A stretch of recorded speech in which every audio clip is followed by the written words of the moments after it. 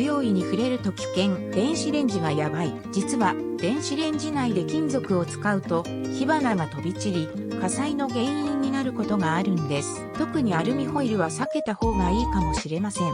さらに、電子レンジで加熱した食品をすぐに食べると、火傷の危険性が高まります。加熱後はしばらく放置してから取り出すようにしましょう。こんな些細なことでも知らないと大変なことになるかもしれません。安全に使うためにも気をつけてください。この動画が良かったらチャンネル登録といいねをよろしくお願いします。